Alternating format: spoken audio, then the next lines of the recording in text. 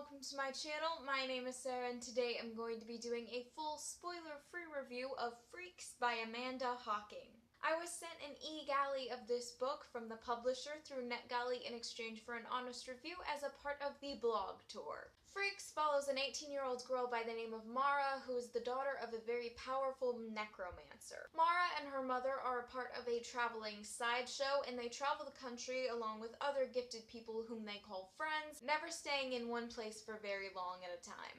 Mara is a misfit among misfits as she has no actual powers of her own. She has a strange enough life as it is, but things take a darker turn when they set up camp in a small town in Louisiana and some of their performers start to go missing. Not to mention that there are bodies found mauled in the woods. It opens with a quote from Edgar Allan Poe, and you can never go wrong with that. The setting was really interesting. I love anything to do with carnivals. It's filled with darkness and mystery and hints of the supernatural. However, the story itself seemed conflicted as to whether it was primarily a romance or a mystery. One of the girls in the sideshow has gone missing and Mara's mother is having all of these painful, mysterious headaches, but still Mara goes off on her own in the small Louisiana town to explore, and that's when she meets Gabe, who is tall, dark, and handsome, and then proceeds to make out with him within the first 2 hours of knowing him.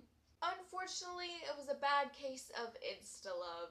I liked the love interest, but he wasn't very fleshed out, and like most of the characters, we never really got to know much about him. While I don't think any of the characters were developed enough, I did really like some of the side characters, especially Hutch, who was adorable and hilarious. There are these cool illustrations of tarot cards at the beginning of each new day, and the chapters aren't very long. I read this in one day. It was never boring. There was always something happening, whether it had to do with the romance or the goings-on at the carnival. There were parts that were definitely predictable, but at the end it took a few turns that I wasn't expecting. The atmosphere was one of my favorite parts. Between the carnival and the fact that it's set during the 1980s, it was just very cool. Besides the romance, another huge part of the book was the mystery aspect. I liked it, but it felt a bit flat for me in the end. The big reveal seemed a bit rushed, and I wish it would have been more of a slow burn so it would have left more of an impact.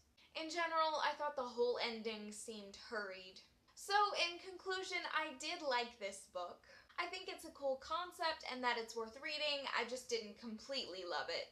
I gave it 3 out of 5 stars. The book is actually out today, so if you would like to purchase it, I'll be leaving links down below where you can do so. You guys should let me know down below if you are planning on picking up this book or if you've read it, what you thought of it. If you guys like this video, please give it a big thumbs up and subscribe if you're new here. I post new videos twice a week. If you guys would like to follow me on Twitter or any of my social medias, I will leave the links to those in the description box below as always.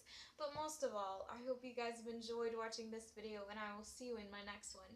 Goodbye!